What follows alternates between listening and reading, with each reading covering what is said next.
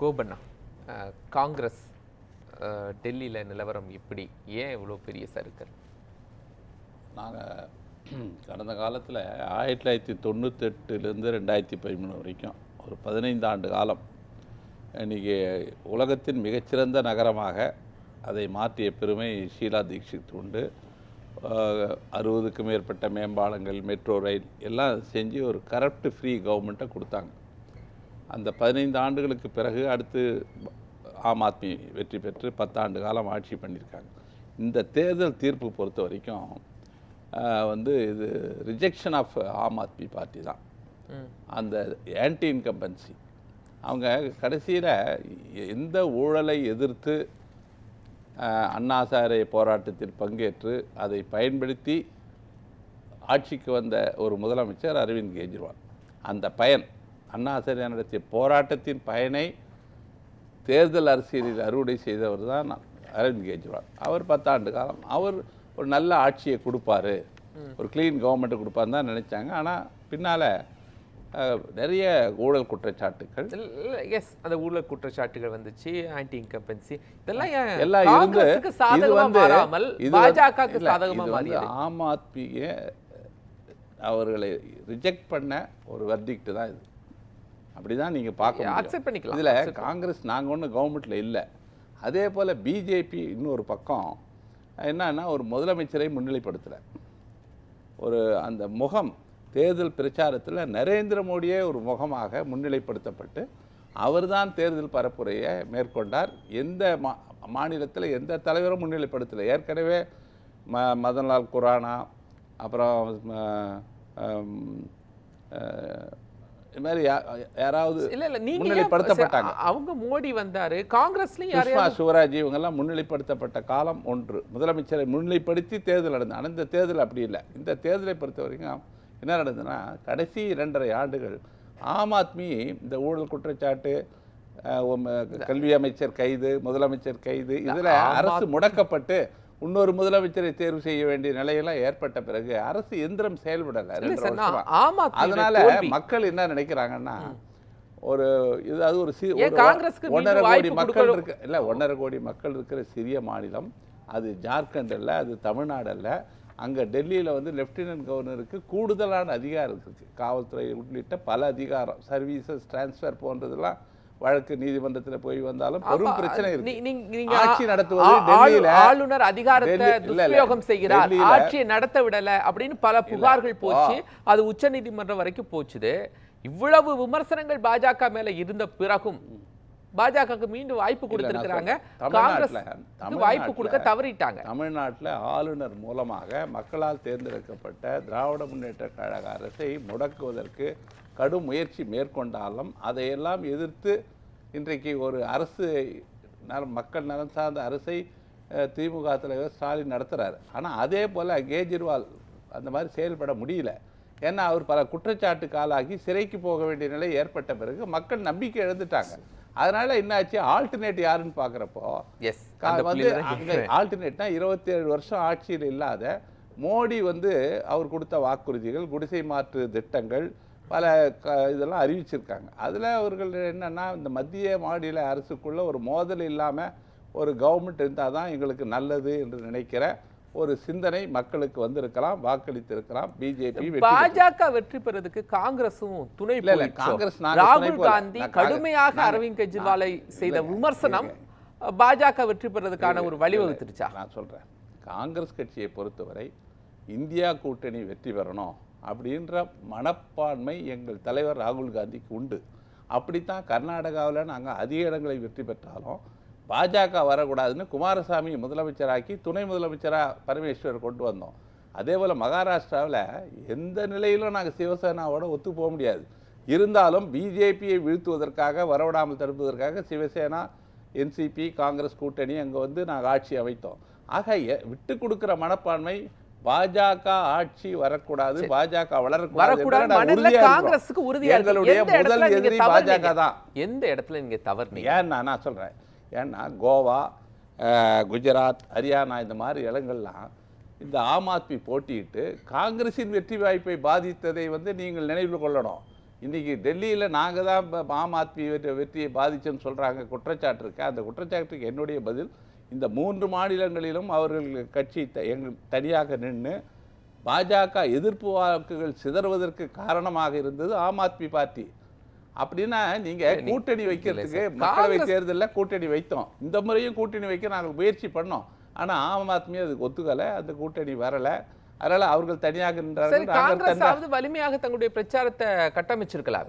எவ்வளவு புகார்கள் இருந்துச்சு. இல்ல வலிமையானா கடுமையாகத்தான் நாங்கள் பரப்புரை மேற்கொண்டோம். ரிசோர்ஸ் ஒன்று இருக்கு, சொல்லுங்க. ரிசோர்ஸ், ஃபினான்ஷியல் ரிசோர்ஸ் ஒரு முக்கியம். பாஜகவுக்கு வருஷத்துக்கு 4000 கோடி வருமானம் வருது, ஆனுவல் இன்கம். கிட்டத்தட்ட 6-7 கோடி எலக்ட்ரல் பாண்ட்ஸ்ல இருக்கு. ஆம் ஆத்மியும் நிதி அதிகமாக இருக்கு, எங்களுக்கு அந்த அளவுக்கு நிதி இல்லை. அந்த நிதி பணம் தேர்தலில் மிக மிக அவசியமான ஒரு இது. சரி, இனி அடுத்தடுத்து சட்டப்பேரவை தேர்தல்கள் வரப்போகிறது. அந்த தேர்தல்களிலும் காங்கிரஸ் கட்சிக்கு நிதி பற்றாக்குறையாக இருக்கிறது. பாஜகவோடு தேர்தலை எங்களால நடத்த முடியாதுன்னு சொல்லுவீங்களா? காம்படிட் பண்ண முடியாதுன்னு சொல்லுவீங்களா? பல முனைகள்ல நாங்க போட்டிடுறோம். இப்போ நீங்க பாத்தீங்கன்னா மகாராஷ்டிரா எலெக்ஷன்ல கூட தேர்தல் ஆணையம் பாரபட்சமாக நடந்த காரணத்தினால்தான் அங்கே எங்க கூட்டணி தோற்கடிக்கப்பட்டது. அதற்கெல்லாம் நிறைய உதாரணங்களை என்னால் காட்ட முடியும். தேர்தல் ஆணையம் ஒரு சார்பு, அதாவது மோடியினுடைய கைப்பாவையாக தேர்தல் ஆணையம் மாறிவிட்ட பிறகு இனி நடக்கிற தேர்தல்களில் இல்லை, நீங்க ஒட்டுமொத்தமா தேர்தல் ஆணையம் கைப்பாவையாக மாறிடுச்சு, ஏதாவது ஒரு பர்டிகுலர் குற்றச்சாட்டை நீங்க தேர்தல் ஆணையம் மேல வைக்கணும். அது அவங்க ஒபே பண்ணலைன்னா நீங்க நீதிமன்றத்துக்கு செல்லலாம். குற்றச்சாட்டு ஒரே ஒரு குற்றச்சாட்டு சொல்றேன், அதுக்கு பதில் சொல்லட்டும். இதுவரைக்கும் தேர்தல் ஆணையம் சொல்ல கிட்டத்தட்ட நவம்பர் 20ஆம் தேதிக்கு பிறகு தேர்தல் நடக்குது மகாராஷ்டிராவில். அங்கே 5 மணிக்கு மாலை 58.22%, 11:30 மணிக்கு அது 65.02% ஏறுது. தேர்தல் ஆணையத்து பிஃபோர்.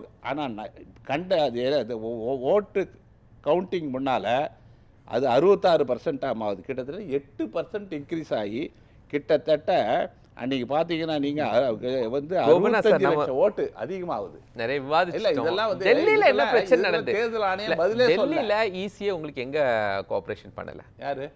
டெல்லியை பொறுத்தல. இல்ல, டெல்லியில கூட நீங்க நிறைய வெறுப்பு அரசியல், அதாவது சிறுபான்மை மக்களுக்கு எதிரான வெறுப்பு அரசியல். தேர்தல் ஆணையம் உங்களுக்கு எங்க கோஆபரேட் பண்ணலன்னு கேக்க. தேர்தல் ஆணையம் சேர்ந்துட்டாங்க பாஜகவோடு. இல்ல, அங்க பல பாஜகவினர் பேசிய பேச்சுக்கள் அதை கம்யூனல் போலரைசேஷனுக்கு வித்திடுகிற வெறுப்பு அரசியலுக்கு எதிராக ஆதாரபூர்வமாக நாங்கள் எங்கள் ஜெயராம் ரமேஷ் உள்ளிட்டவர்கள், கேசி வேணுகோபால்லாம் தேர்தல் ஆணையத்தில் போய் புகார் கொடுத்தோம். எந்த நடவடிக்கை இல்லை. ஏன்னா இந்த தேர்தல் ஆணையம் மோடியால் ஹேண்ட்பிக் பண்ணப்பட்ட தேர்வு செய்யப்பட்டவர்கள் தான் இந்த தேர்தல் ஆணையம். அங்கே ஏற்கனவே சீஃப் ஜஸ்டிஸ் ஆஃப் இந்தியா இருந்தார், அவரை எடுத்துவிட்டு இவர்கள் அமித்ஷாவும் மோடியும் லீடர் ஆஃப் ஆப்போசிஷன் ஒரு ஓட்டை வச்சுக்கிட்டு இவங்க 2 ஓட்டை போட்டு அமித்ஷாவும் மோடியும் சேர்ந்து ஒரு தேர்தல் கமிஷனுடைய ஆணையரை தேர்வு பண்ணாருன்னா அந்த தேர்தல் ஆணையர் எப்படி செயல்படுவார் என்பதைத்தான் மகாராஷ்டிராவுக்கு சிறந்த உதாரணம். டெல்லியிலேயே தோல்வி அடையும் போது தேர்தல் ஆணையம் மேல குற்றம் சுமத்துறது. இங்கேயும் நீங்க தமிழ்நாட்டில் காங்கிரஸ் திமுக அலைன்ஸ் தான் இருக்கீங்க. இப்போ ஈரோடு கிழக்குல கூட நீங்க அபரிமிதமான வெற்றி பெற்றிருக்கீங்க. நீங்க மகாராஷ்டிராவில் செய்யறதையோ டெல்லியில் செய்யறதையோ மற்ற மாநிலங்களில் செய்யறதையோ இங்க செய்ய முடியாது.